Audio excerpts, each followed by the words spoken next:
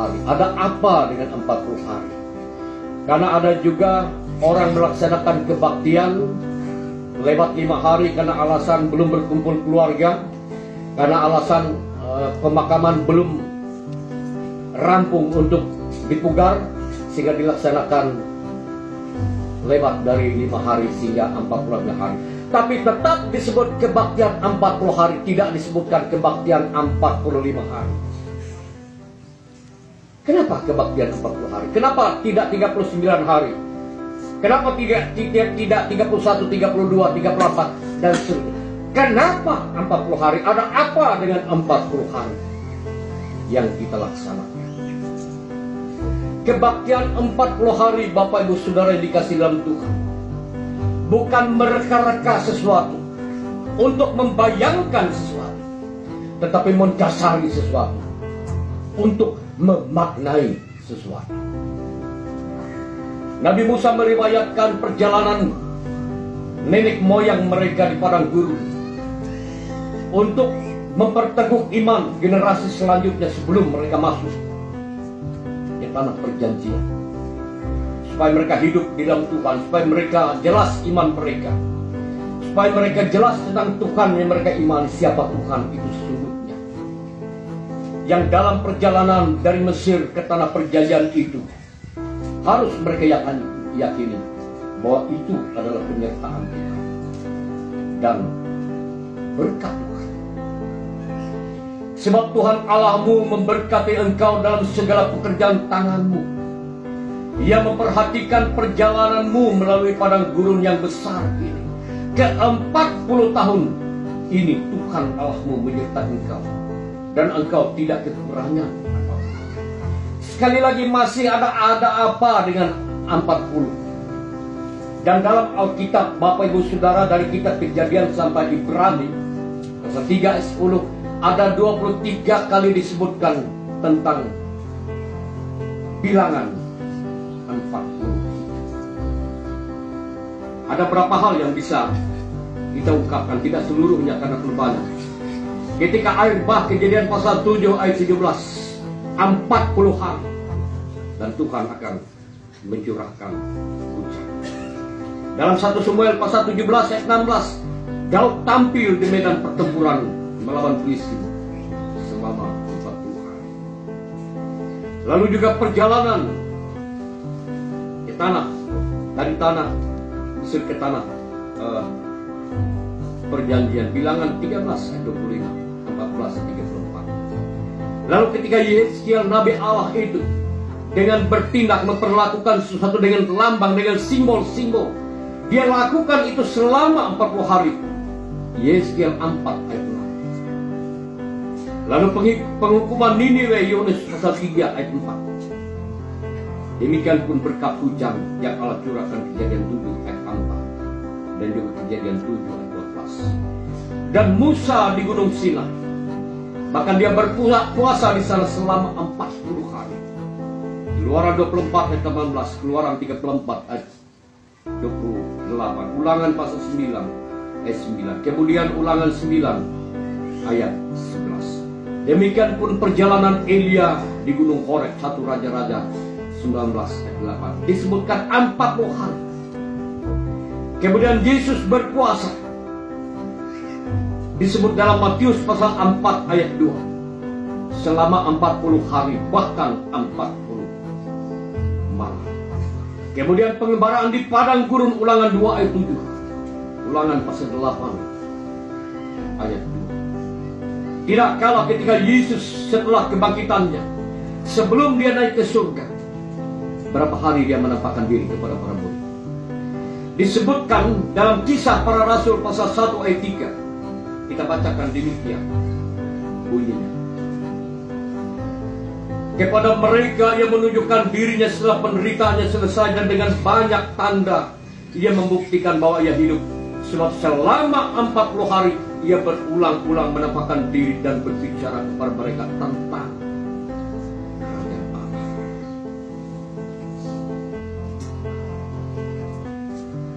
Bila kita teliti tentang bilangan 40 dalam Alkitab, itu hendak menegaskan Bapak, Ibu, Saudara, tentang kedaulatan Allah, tentang kemuliaan Tuhan. Jadi 40 hari itu mengindikasikan bahwa kita menghargai, mengiyakan, menghormati tentang kedaulatan Tuhan, tentang kemuliaan Tuhan. Bahwa segala sesuatu dalam hidup kita adalah karena Tuhan yang berdaulat, karena Tuhan yang mulia, yang mengatur segala sesuatu. Tidak ada kuasa yang lain untuk dapat menyanggapnya atau melawannya. Demikian pun secara khusus perjalanan kehidupan orang percaya. Bapak Ibu Saudara yang dikasihi dalam Tuhan Yesus Kristus, lalu kita dalam ibadah yang kita laksanakan kebaktian peringatan 40 hari,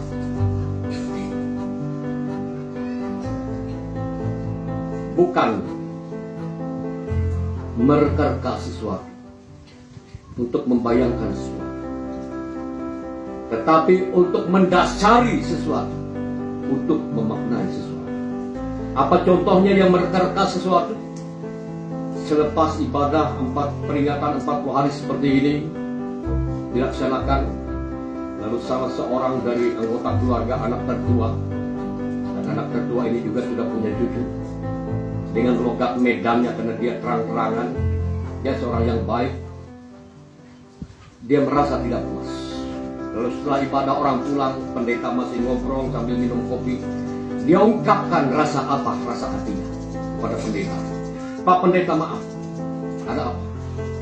Saya mengungkapkan rasa bahwa saya tidak puas. Loh, kenapa tidak puas? Karena tadi dalam ibadah Bapak tidak sedikit pun menyentuh-nyentuh doa tentang almarhum Bapak saya. Kami keluarga itu berkeinginan supaya Bapak tadi berdoa supaya arwah Bapak kami itu diterima di sisi Bapak di surga. Saya merasa tidak puas, Pak Pendeta. Demikian katanya. Tapi ibadah sudah selesai.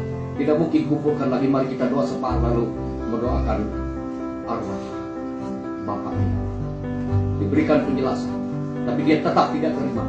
Karena dalam perasaannya dia tidak puas. Sebelum didoakan arwah bapaknya supaya Tuhan menerimanya di sisinya,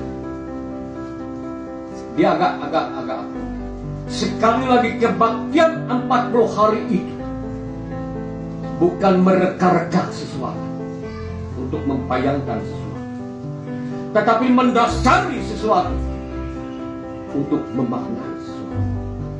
Lalu kalau demikian, apa maknanya kebaktian 40 hari itu?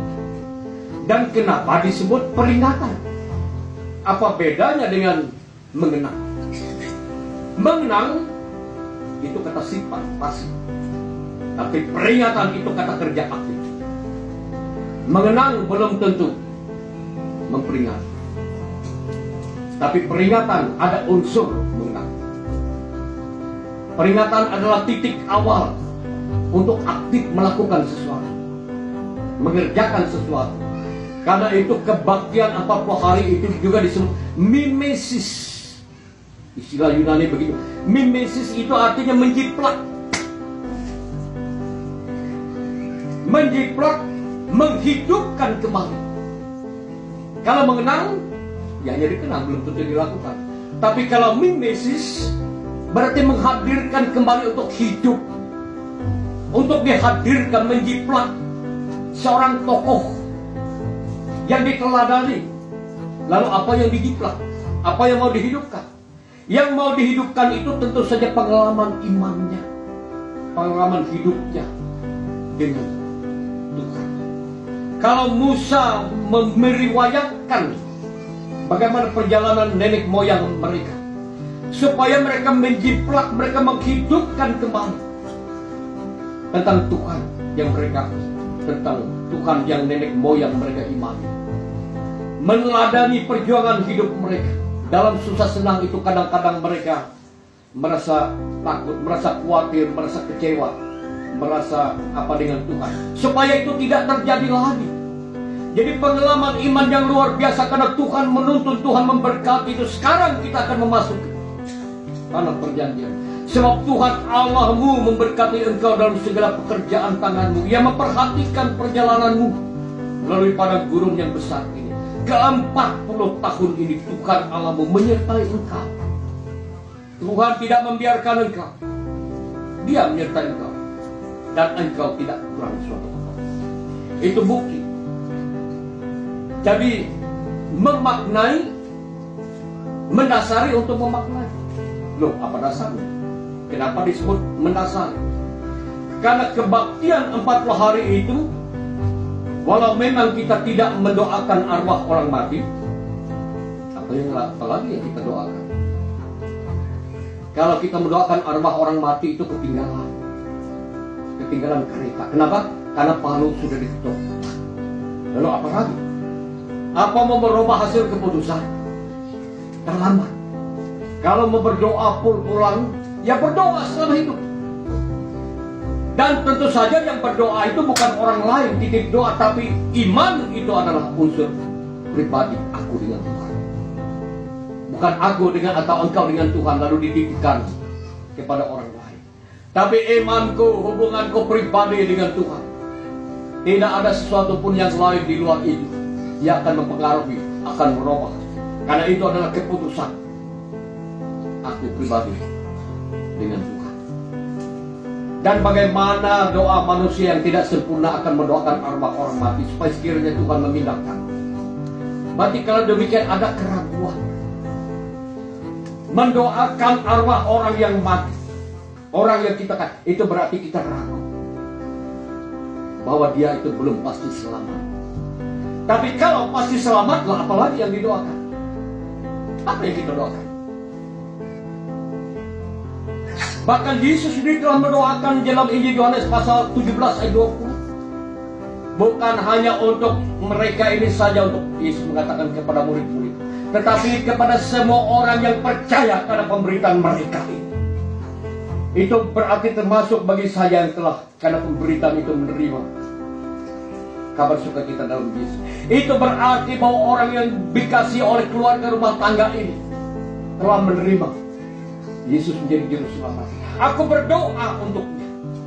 Lalu dipertegas lagi dalam Injil Yohanes pasal 14 ayat 3 ayat 6. Ketika para murid ragu, ketika Yesus berbicara tentang sebentar dia akan meninggalkan mereka. Kemana Yesus itu?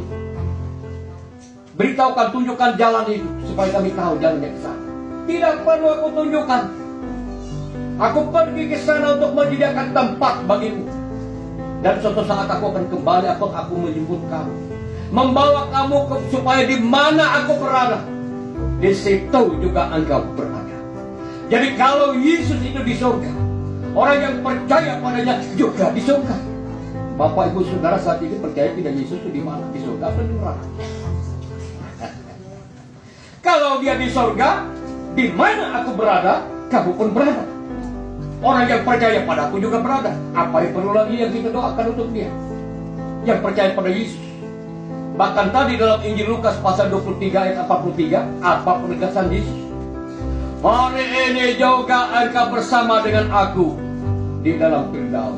Bukan besok atau tunggu doa mereka jemaat Langkai mendoakanmu supaya aku masukkan engkau ke surga. Hari ini juga bila engkau percaya.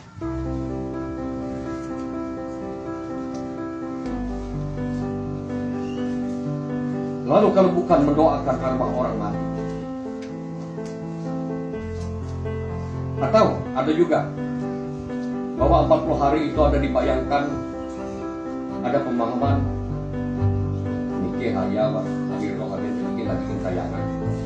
Jadi didoakan dan masihkan Pak Matela ilah dunia. Tidak perlu. Kenapa? Dalam pengkhotbah pasal yang terakhir dikatakan demikian bunyinya. Pengkhotbah pasal 12 ayat 7. Dan tebu kembali menjadi tanah seperti semula. Dan roh kembali kepada Allah yang mengaruniakannya. Dia tidak mengembara kemana-mana. Kalau ada rohnya yang mengembara kemana-mana, itu tentu ada roh tambahan. Ada virus, roh virus. Tapi bila roh yang dari Allah, dia akan kembali kepada Allah. Jadi kalau roh orang yang percaya dalam Tuhan Yesus yang telah dikuduskan, Karena dalam Kejadian pasal 1 juga ayat 2 dikatakan, roh yang dimaksud itu roh yang seperti apa? Bumi belum berbentuk dan kosong, Kejadian 1 ayat 2. Gelap gulita menutupi samudera raya, dan roh Allah melayang-layang di atas permukaan air. Yohanes pasal 1 ayat 1. Pada mulanya adalah firman, firman itu bersama-sama dengan Allah. Firman itu sejak awal bersama-sama dengan Allah. Kejadian 1 mengatakan yang bersama dengan Allah pada mulanya adalah roh itu. Roh itu telah menjadi daging dalam Injil Yohanes pasal 1 ayat 14. Kan bolak-balik begitu. Susah dimengertinya. Tidak apa-apa, itu bagi orang dunia Anda punya hikmah. Kalau ada roh Allah dalam dirinya tidak susah untuk mengerti. Jadi kalau roh orang yang telah dipimpin oleh roh Allah, tidak ada roh-roh virus tambahan, tapi roh yang telah disterilkan oleh roh Allah, maka dia akan, roh itu kembali kepada Allah yang menganiakan. Bapak Ibu Saudara yang dikasihi dalam Tuhan Yesus Kristus, pertanyaan yang kedua, kalau kita dalam kebaktian 40 hari ini tidak mendoakan roh orang mati, juga tidak ragu tentang roh mereka melayang-layang kemana-mana, lalu apa yang kita lakukan? Kita tidak mendoakan arwah orang mati, tetapi mensyukuri akan penyertaan Tuhan. Kita memang berdoa, tapi doa kita levelnya pada kelas yang lebih tinggi. Apa doa kita?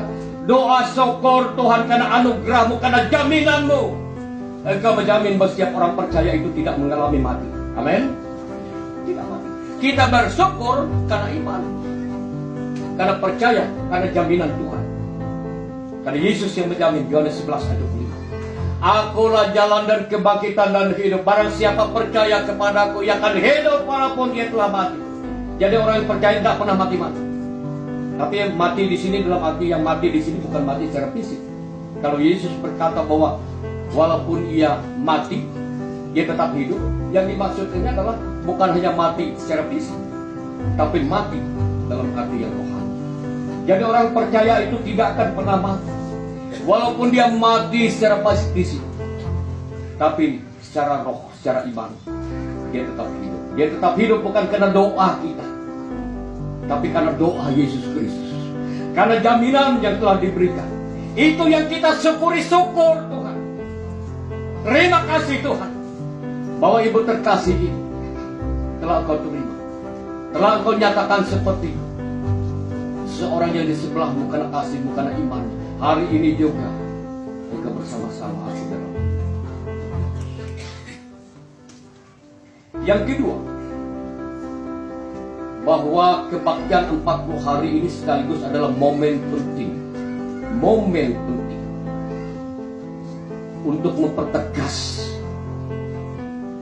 keyakinan iman kita pada Tuhan, supaya kita tidak ragu. Kita harus yakin bahwa Tuhan itu beserta dengan kita bukan hanya ketika hidup, bahkan tidak hingga mati. Karena itu kenapa kebaktian ini disebut peringatan, bukan mengenang. Peringatan, mimesis, untuk menghidupkan kembali. Memang ada unsur mengenang, tapi kalau mengenang itu pasti.